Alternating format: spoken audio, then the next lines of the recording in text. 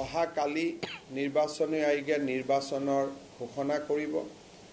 মই অত্যন্ত আশাবাদী যে 14টা সমষ্টিৰ 13টা সমষ্টিত ভাৰতীয় জনতা পাৰ্টি আৰু ইয়াৰ মিত্ৰগোষ্ঠী বিজয়ী হ'ব আৰু প্ৰধানমন্ত্ৰী নৰেন্দ্ৰ মোদী ডাঙৰীয়া তৃতীয়বাৰ প্ৰধানমন্ত্ৰী হোৱাৰ এই যাত্ৰাত অসমে এক গুৰুত্বপূৰ্ণ ভূমিকা ল'ব।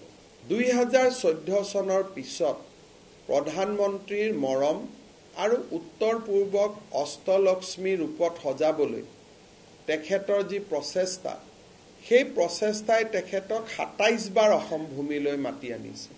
এই নিৰ্বাচন মোদী আৰু ৰাহুল গান্ধীৰ নিৰ্বাচন।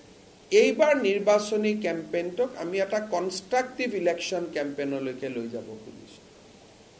যে কিমান গাঁৱত এনেকুৱা দুৰ্ভগীয়া ব্যক্তি আছে যোনে অৰুণোদয় পাব লাগিছিল, পোৱা নাই। একেবাৰে ফৰ্মখনকে ফিল আপ কৰি লৈ আহক, কোনো গভৰ্ণমেণ্ট ফৰ্ম নহয়, যাতে মুখ্যমন্ত্ৰীয়ে গম পাব পাৰে যে এই বুথত 20 জন দুখীয়া মানুহে অৰুণোদয় নাপায়। গতিকে বহু দিনৰ পৰা মোৰ মনত ইচ্ছা এটা আছিল যে can we use politics as a tool for development. কোনোবা কংগ্ৰেছী লিডাৰক গালি খপনি পাৰিনো কি পাম, আকৌ